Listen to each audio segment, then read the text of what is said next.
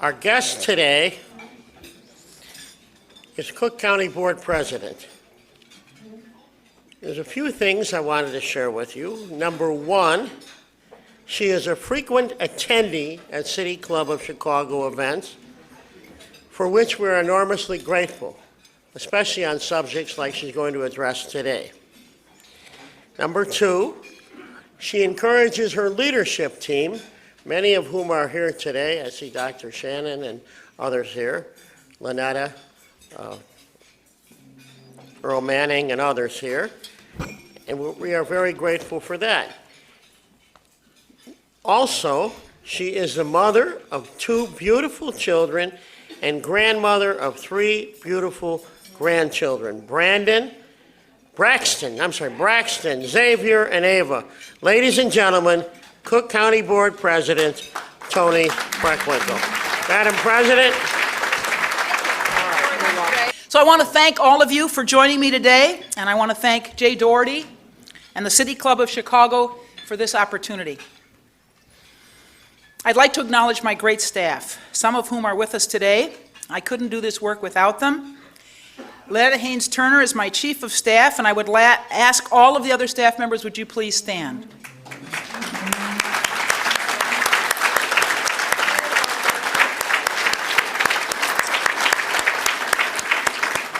I wanted to be sure to recognize you for your hard work. Today is the first day of an inaugural Racial Equity Week, a week of learning, listening, and engagement that we will hold each year in September to emphasize the importance of this initiative. This morning I want to talk about racial equity, why it matters to me and why it should matter to all of us. Let me start with a few stark facts. Chicago has the biggest life expectancy gap of the 50 largest states in the United States. In Washington Park on the south side of Chicago, the average life expectancy is 69. In Wilmette, in the northern suburbs, it's 82. In West Garfield Park on the west side, it's 65. In Schaumburg, in the northwest suburbs, it's 85. In Englewood, on the south side of Chicago, it's 60. And in Streeterville, downtown, it's 90. That's a difference of 30 years. Your zip code should not determine your life expectancy, and your race should not determine your access to opportunity.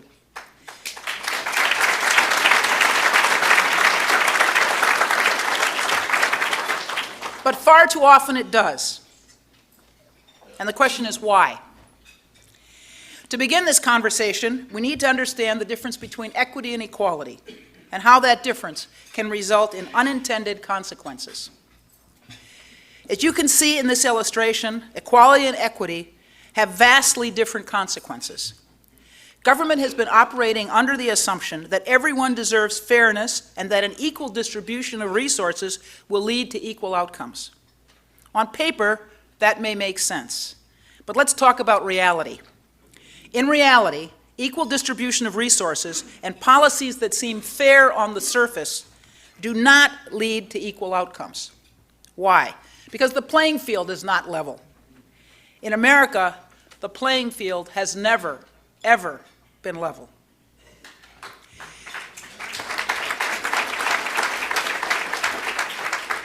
If you are a woman, if you are black, if you are Latinx, if you have a disability, if you speak another language, if you were born in another country, in other words, if you are most of the population of Cook County,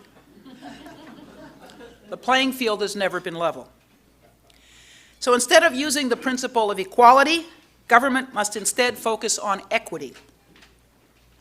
Equity is an effort to ensure that the playing field is made level by providing resources according to need and finding the root causes of unequal outcomes, and by carefully examining and understanding that seemingly sensible policies and operations oftentimes have unintended consequences. The policy roadmap, the 5-year strategic plan that I released in my City Club speech last November, centers on equity. It makes equity a foundational value and mandates that an equity lens be used in all of our strategies as a policy and practice, from employee training to funding formulas. Using an equity lens is not only the responsibility of government. To be truly effective, equity must permeate the practices of corporations, not-for-profit agencies, and educational institutions. Everyone, those in this room and those who are not, has a responsibility to ensure that we promote equity, diversity, and inclusion, and that we instill that in everything that we do. Today we will focus on government, because government is not merely reacting to a need that exists. We must acknowledge that government has been responsible for much of the inequity that we see today.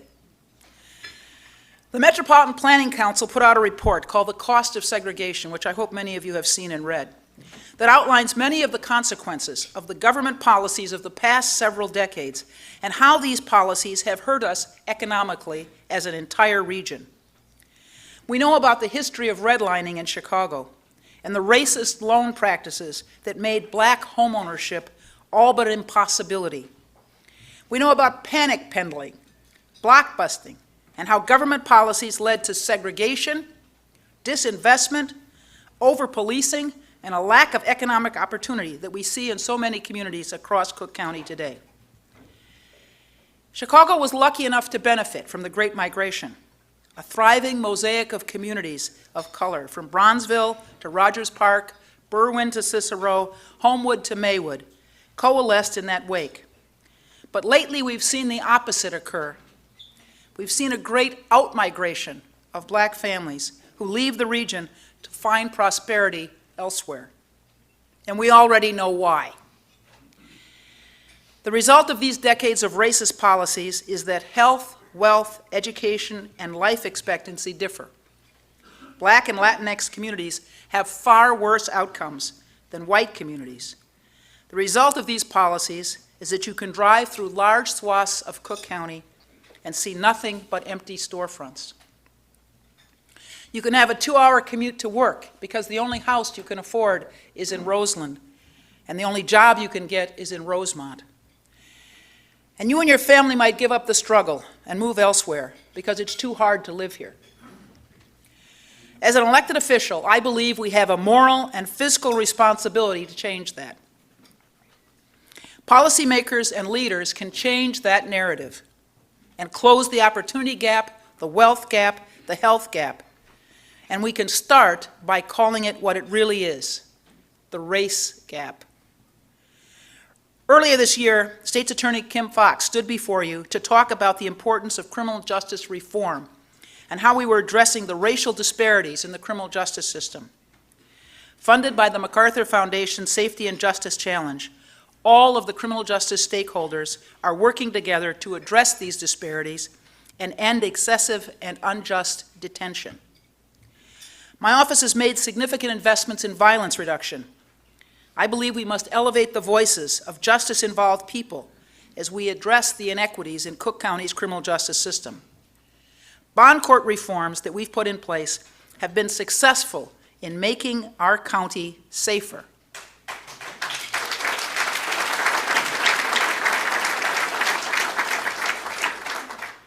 Before bond reform, it was possible for defendants who posed a higher risk to the community to be out on bond if they had enough money, while poor, nonviolent defendants were kept behind bars, often for weeks or months.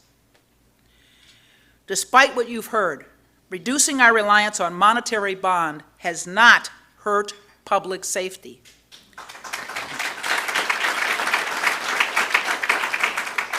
Since bond reform, less than 1%, I'm going to say that again, less than 1% of those released were charged with a new violent offense.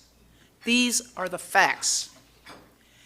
Criminal justice reform has been a top priority of my administration from the beginning because it was unacceptable for the largest single-site jail in the country to have a population that is 86% black and brown. Our jail was a modern-day poorhouse, and we've worked hard to change that. So today I'd like to focus on 3 other areas that typically receive less attention, but truly show how racial equity can be advanced. These three areas are transportation, public health, and digital access. Connecting Cook County, the first long-range transportation plan in 75 years, was adopted in 2016 and shaped with the input of many agencies and residents, perhaps some of you here in this room. It has become the blueprint that guides our transportation work. Equity is a priority of the plan, and it shows how our Department of Transportation conducts studies, awards, grants, and designs public infrastructure. Because equity is a priority in the plan, engineers and designers consider who will benefit and who will be burdened when planning new projects. So far, I've talked about racial equity in broad strokes, and it's a big concept. But when it comes to public infrastructure, and specifically transportation, it's a matter of access. How did you get to work today? Did you drive? How are the roads leading from your neighborhood to your office? Did you take public transit? How long was your walk to the train or bus stop? How long was your wait? Are there job opportunities in your neighborhood? If so, why? And if not, why not? There are many factors a business ponders when choosing a location for a manufacturing plant or an office. And one of the most pressing is the ability for goods and personnel to move to and from the site with ease. If infrastructure is crumbling and public transit is inadequate, the jobs go elsewhere. For too long, we've seen neighborhoods on the south and west side of our county stall, while areas to the north and in the heart of the city have thrived. We applaud the neighborhoods that do well. We want them to continue to grow and prosper. But we are one county, and the whole region suffers when communities don't have the opportunity to thrive. As the late Senator from Minnesota, Paul Wellstone, famously said, "We all do better when we all do better." I've walked these neighborhoods. I've lived on the south side of Chicago for 50 years. I've seen this struggle all over the south and west sides of Cook County. That's why I've made transportation infrastructure, from rail to roads, from mass transit to bike and pedestrian paths, a top priority. When it comes to infrastructure, I've made it my mission to ensure that our traditionally underserved communities receive the attention they need. We must acknowledge that equity doesn't arrive when we say we are equal. It comes when we show it. Simply put, our policies must align with our professed values. We've committed to a transportation plan that considers the needs of all of Cook County by empowering our communities to address their greatest needs. 3 years ago, Cook County created Invest in Cook, a transportation grant program to implement the priorities of connecting Cook County. I'm proud to say that we've awarded $23 million to advance almost 100 projects.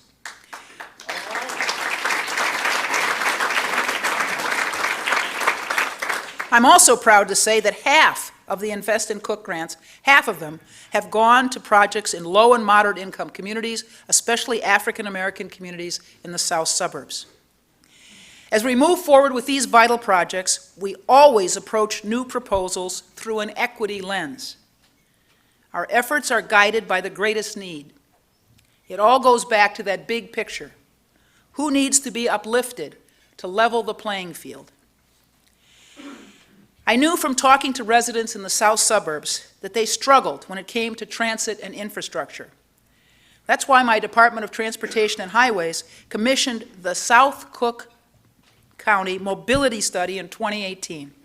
The study took a hard look at the challenges faced by commuters in the Southland.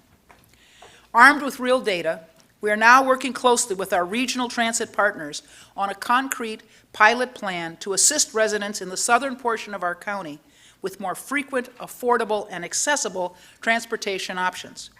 Our goal is to ensure that residents on the south side of Chicago and the south suburbs have better access to transit. Now, no agreements have been signed yet, but we're looking to reduce fares on the Metro Electric and Rock Island lines and increase frequency of service to and from South Cook County. And we're committed to making the initial investment to make sure this 3-year pilot plan happens. And I'm confident we'll get there. This is what equity investments in transportation look like. But transportation is only part of what we do in Cook County. Healthcare has an enormous impact on our residents. The Reverend Dr. Martin Luther King Jr. famously said, of all the forms of inequity, injustice in healthcare is the most shocking and inhumane. And we can see that in the health disparities prevalent in Cook County. Tackling these injustices head-on, Cook County Health serves more than 300,000 patients through County Care, our Medicaid expansion plan. Now, we have 2 hospitals out of the 70 hospitals in Cook County, 2 out of 70, Stroger and Provident. And yet, Cook County Health provides half of all the charity care in Cook County. 2 hospitals out of 70 and half of the charity care. Cook County Healthcare is a system that has a 180-year legacy of providing service to all, regardless of race, immigration status, or ability to pay. For African American residents, the old Cook County Hospital was the only place that they could go to receive treatment, even though the wait would sometimes be 24 hours. To address that great need, in 1991, Cook County acquired Provident, a privately run hospital in Washington Park that opened in 1891 and closed its doors in 1987. Provident Hospital opened as an African American institution and was the first nursing school for black women in Chicago. Provident was also the setting for the nation's first open heart surgery, performed by Dr. Daniel Hale Williams, a prominent African American physician. But Provident, like many aging facilities, requires significant investments for repairs and maintenance, more than $100 million. 2 years ago, Cook County acquired vacant land adjacent to the hospital and intended to build a new regional outpatient center while maintaining the existing hospital. While the plan made perfect sense on paper, Cook County Health did not make the decision to move forward. Why? Because they used an equity lens. Cook County Health assessed the needs of the surrounding community and determined that the needs of the community would not be met by a new regional outpatient center alone. There was still a great need for access to specialty care and inpatient services. Evaluating who would benefit and who would be burdened through an equity lens allowed us to reshape the vision for Provident Hospital. Provident will provide that care because we know that it's unacceptable that in Washington Park, the life expectancy is more than 10 years lower than in affluent neighborhoods. We know that Cook County Health can raise that number. It's an ambitious goal, but it's a goal we have to set.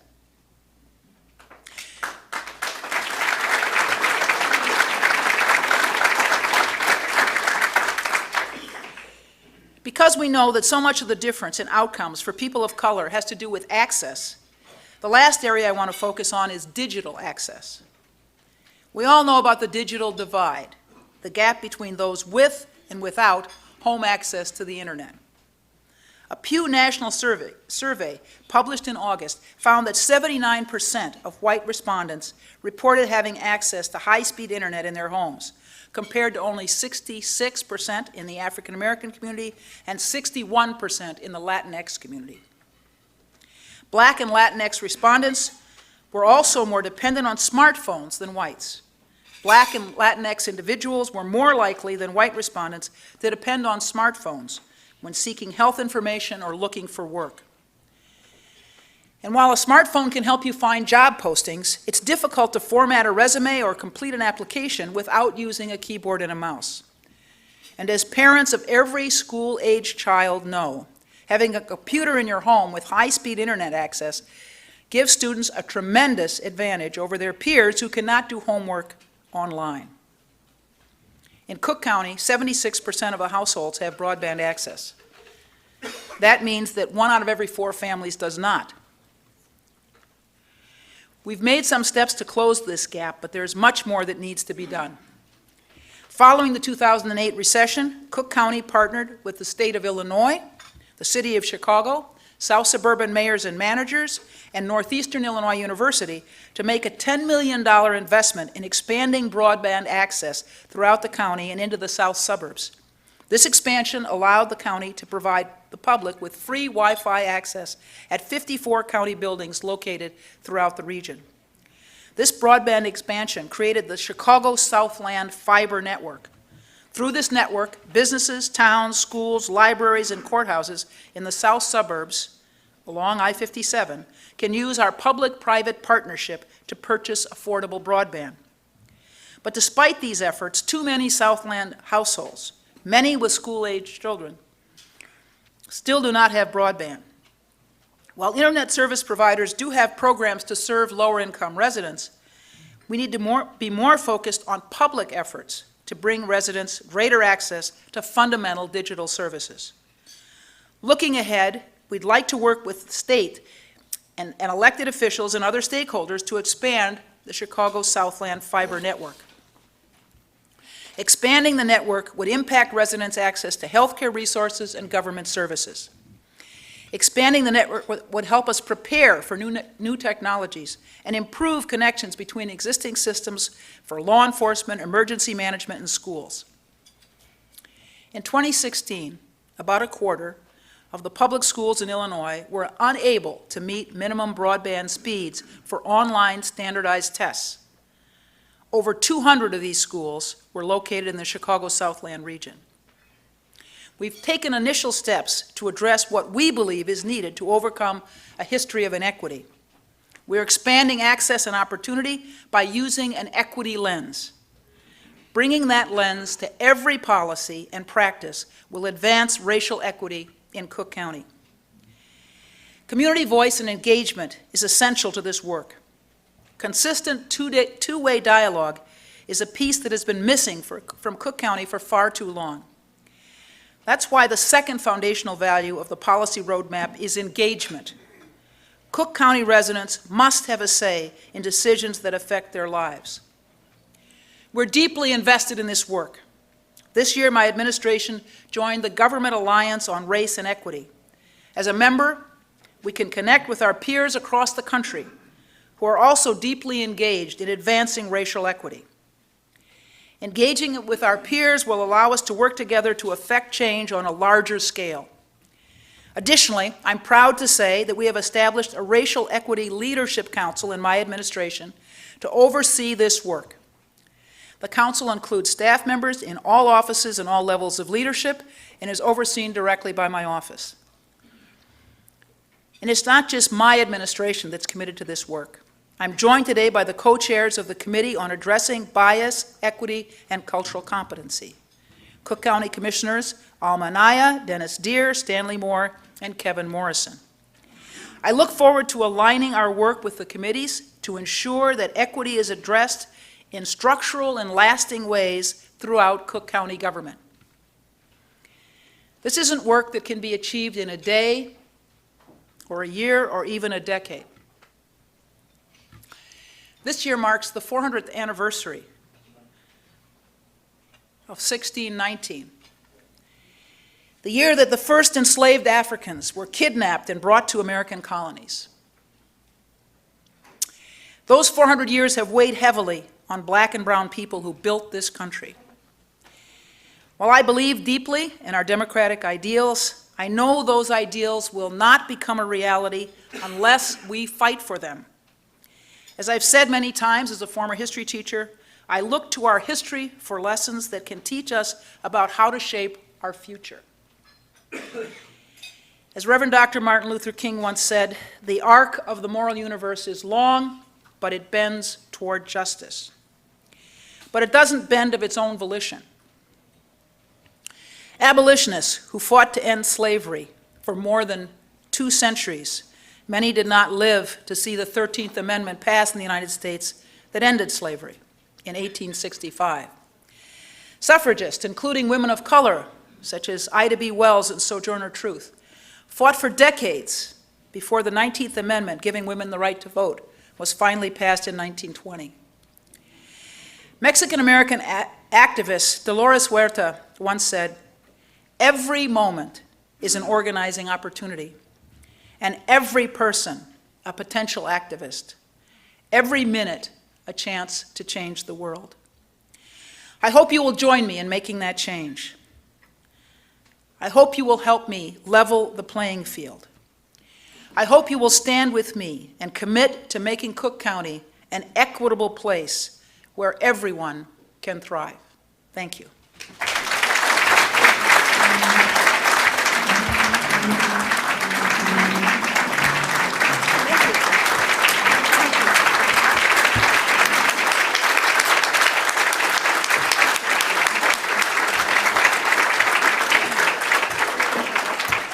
Thank you, President Preckwinkle, for those remarks and your insights and inspiration.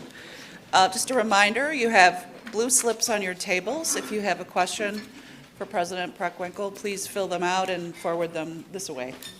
All right, we had some questions that were submitted online for you. The first one comes from Doris Davenport. Thank you for establishing a week designated to racial equity and for instituting policies and practices to back it up. How can Cook County going forward avoid traditional gender bias at the intersection of race and gender? Well, I think the issue of addressing inequity is fundamentally an issue of leadership. My chief of staff is a woman. 4 of our 6 bureau chiefs are women.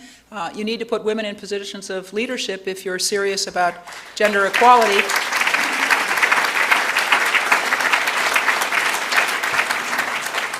And I've tried to do that. Okay, this one comes from Shashi Singh of Agile N2N Inc. How do you envision to transform the vast Cook County workforce to become more empowered and innovative? Early on, when Rahm Emanuel was elected, but before he became mayor, the 2 of us sat down and said, we share a building, but we really don't interact very much.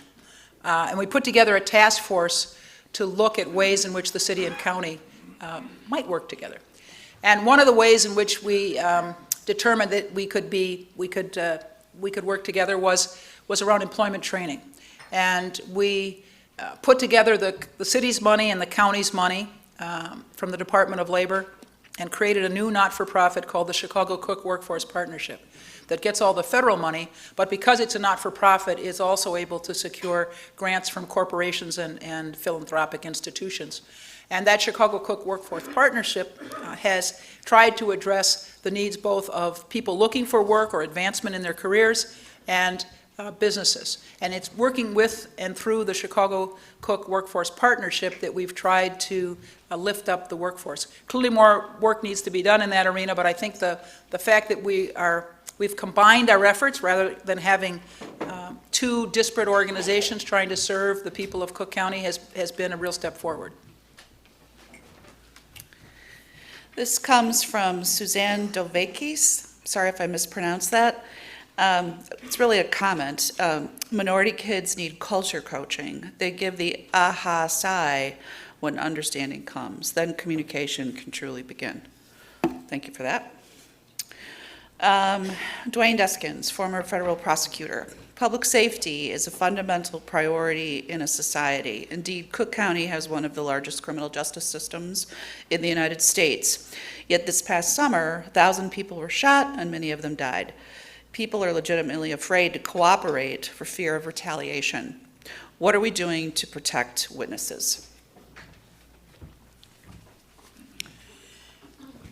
So the first thing I should say is one of the biggest challenges we face as a county and as a region is the violence that plagues so many of our communities.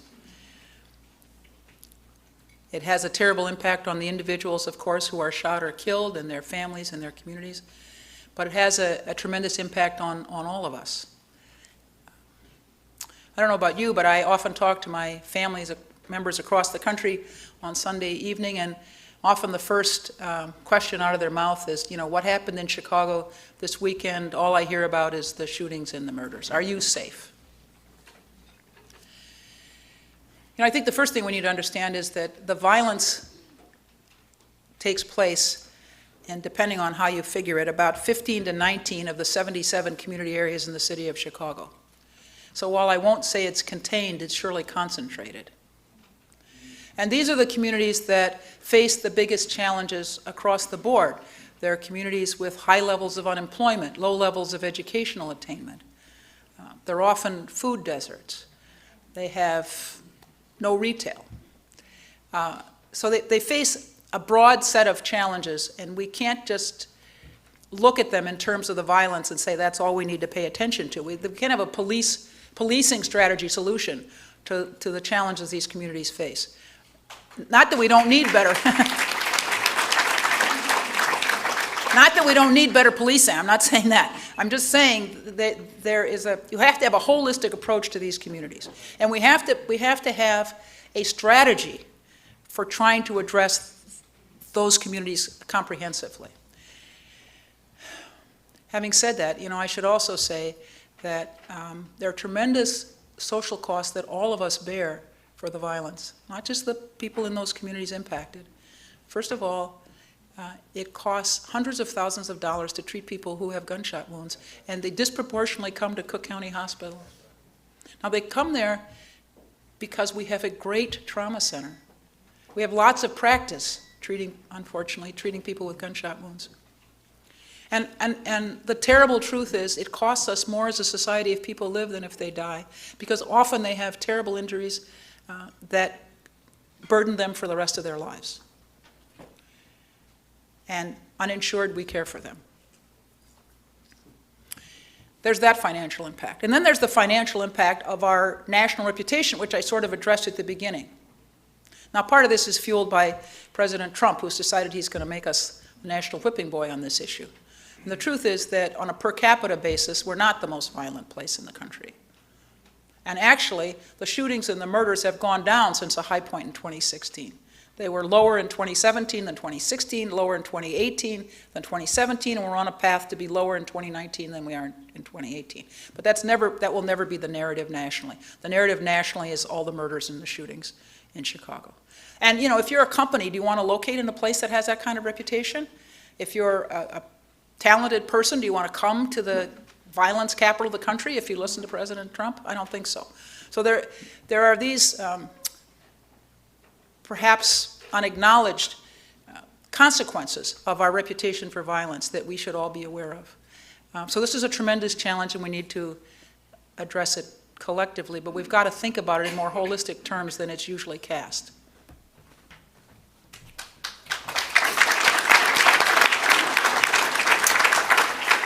All right, we have a few more questions. Alicia Tate from Cabrini Green Legal Aid. We have a new cannabis law with incredible equity provisions. What are the opportunities and the things we should be concerned about? First of all, the thing about the cannabis law that I'm most grateful for is its expungement provisions. I've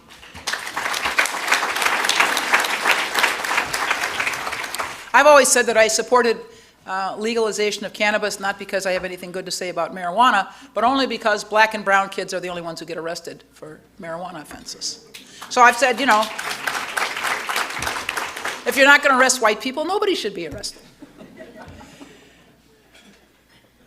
One of the real challenges of this measure as well is that the playing field is not level. The national firms are going to have a real advantage in the way this is presently structured to come in and do the growth and distribution parts of this. And after a couple years, I think the legislation says, there'll be an evaluation to see if there are inequities, and then we'll try to address them. By which time, of course, the national firms will have cornered the market, and I don't know how these people of color and other firms are going to get into the marketplace. So that's, I'm grateful for the expungement provisions. That will have a tremendous impact on black and brown communities. But I'm concerned about the economic opportunity part of this, and whether or not the communities, the black and brown communities that have been most heavily impacted detrimentally by the war on drugs, will have a real opportunity to participate in the economic upside.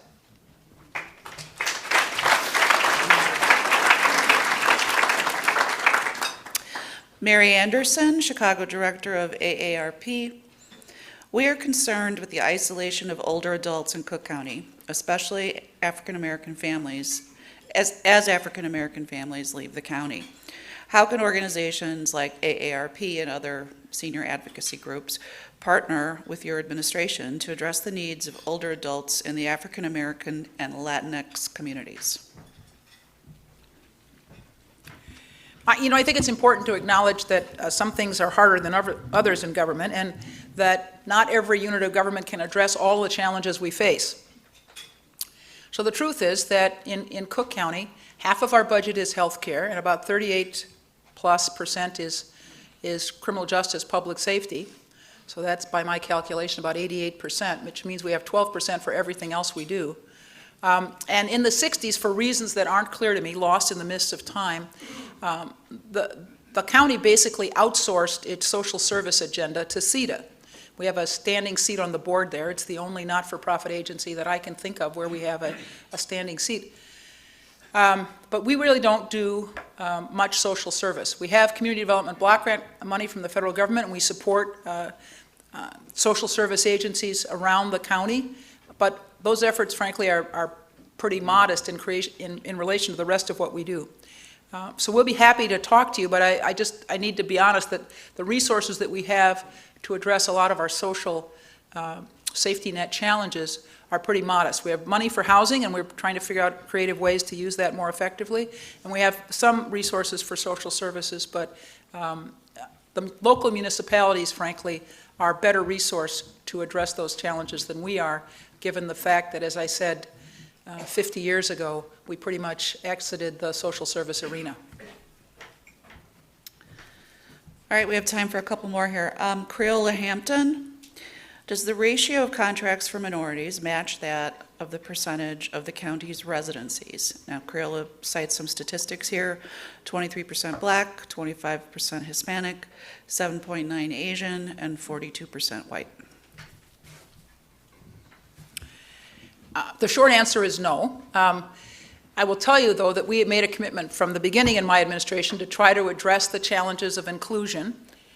One of the first things we did was invest a lot in information technology so we could figure out exactly what was happening in the contract and vendor arena, because previously the only way we could determine whether the vendor or the contractor had met their MBE, their Minority Business Enterprise, and their Women Business Enterprise, WBE, requirements was at the end in their reporting, and by then all we could do if they didn't meet those milestones was fine them. And some companies just figured into their budget the cost of the fines, and that was it.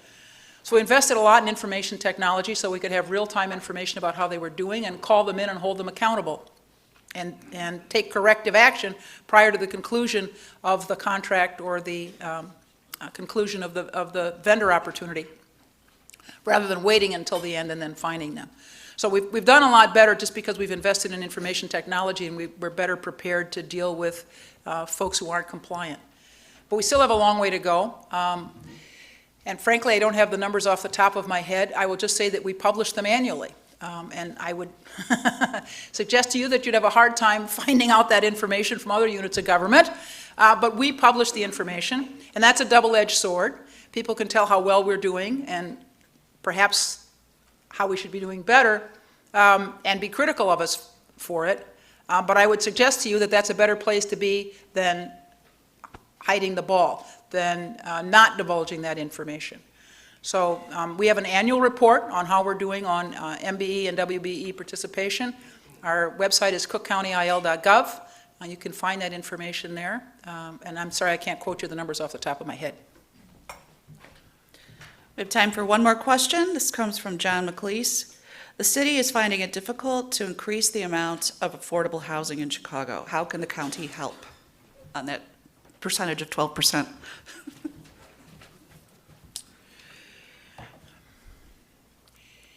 The county gets dollars to support affordable housing from the federal government based on its suburban population.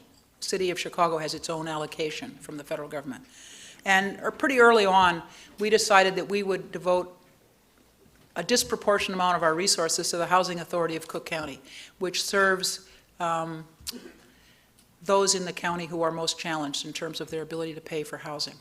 So we've invested a lot of our affordable housing dollars in renovating existing Housing Authority of Cook County buildings and facilities, both for families and seniors, and investing in new facilities. So our resources, our housing resources in Cook County have gone to some projects not, put together by not-for-profits around the county, but frankly, most of the money has gone to the Housing Authority of Cook County to support its work. And since, as I said, their target audience is those who have the greatest need, we thought that was appropriate. Let's have a round of applause for President Preckwinkle. Thanks for watching, and if you haven't already, please consider subscribing to our channel. And while you're at it, please leave us a comment. Thank you for watching.